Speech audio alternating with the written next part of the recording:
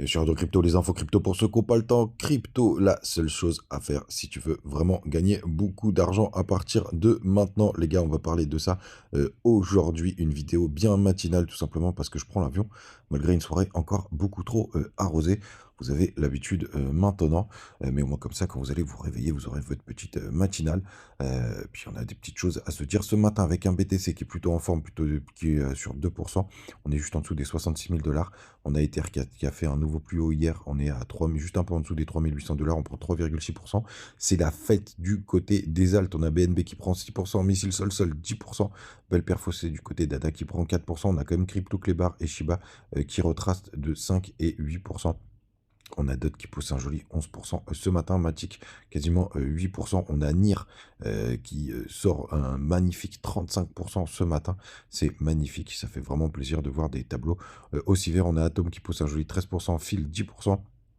Belle perf du côté d'Ashbar aussi, 16%. On a RNDR et j'ai vu qu'il y avait plein de cryptos du côté de l'intelligence artificielle qui font des belles perfs. On a plus 40% ce matin, je crois que FET et Océan font aussi des belles performances. On a GRT qui prend un joli 13%.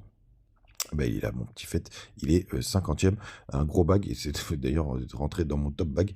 Pour le coup, on est à 44% ce matin, c'est complètement barjot, les gars. Qu'est-ce que ça fait plaisir de voir des performances comme ça, les gars. Du côté du daily, du BTC, pour l'instant, on est en train de former un très gros range. On le voit bien juste là.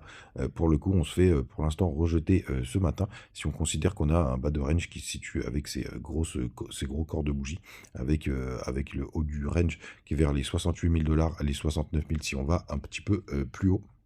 Et pour le coup, pour l'instant, c'est plutôt propre. Et vous le voyez, quand BTC range, c'est plutôt une bonne nouvelle. Parce qu'en attendant, on a nos altes qui se réveillent. Et d'ailleurs, c'est de ça qu'on va parler dans cette vidéo, les gars. Qu'est-ce qu'il faut faire à partir de maintenant, en tout cas théoriquement? Alors sachez que c'est malheureusement pas hyper propre, parce que tout simplement, c'est à la cassure de l'ATH, que c'est là qu'on a une accélération du côté des altes. J'avais fait tout un travail du côté de la Bitcoin dominance, justement pour voir comment ça s'était passé dans les derniers cycles. Je vais passer en monthly. Si ça veut bien marcher, super. Et vous voyez, en fait, tout simplement, quand on a eu la cassure des W et cassure de l'ancien ATH, là, c'était ici en 2018, en 2021, pardon. C'est là qu'on a eu une accélération fulgurante des altes, tout simplement. Puisque vous voyez la Bitcoin dominance qui chute très très fortement. Et d'ailleurs, c'est quand on a atteint les supports qu'on est rentré en bear market. Et ça a été pour le coup. Juste ici aussi, on avait la même chose en 2017. Vous voyez, cassure de l'ATH, confirmation du bull run, et juste dans la foulée, bam, vous avez la Bitcoin dominance qui est en train de se péter la gueule. Et quand la Bitcoin dominance chute, c'est tout simplement que les alts surperforment le BTC. Ça s'est passé exactement de cette manière du côté des deux derniers cycles. Donc on va voir si ça va faire la même chose cette fois-ci. D'ailleurs, vous voyez du côté du RSI, on atteint les fameux tops où on a, pourquoi pas, où on a les retournements. Hein, c'est arrivé juste là. Pour le coup, on pourrait fermer un joli M sur le RSI qui sera annonciateur. Bah, tout simplement de l'explosion des altes. Alors BTC continuerait de son petit bull run, mais par contre ce seraient les altes qui performent le plus fort possible. Et d'ailleurs, regardez qu'on a un énorme support juste ici. Donc est-ce que ce sera justement à la fin du bull run quand on viendra taper ce petit support? Ça fera partie aussi des indicateurs, les gars, pour le long terme. Et d'ailleurs, du côté de ETH BTC, vous voyez pour simplement que ETH reprend un petit peu de couleur. Donc est-ce que c'est le meilleur moment pour rentrer dans des ZAT? Alors malheureusement c'est pas très franc, parce que moi j'aime bien une cassure franche de l'ATH, ce qui est pas vraiment pas le cas là. Pour l'instant c'était limite une petite chasse à la liquidité. Et évidemment il faudrait des cassures un peu plus propres pour confirmer cette partie là. Et puis on le voit sur la alt season, sur le alt season index, on est encore sur des niveaux très très bas pour le coup. Et on voit que le BTC quand même a fait son job comme d'habitude, comme chaque année, enfin comme chaque autre bull run, pardon, puisqu'il a énormément performé. Et du coup, ce serait le moment de rentrer dans des alts. Je vais vous montrer juste après comment on peut choisir ces alts là.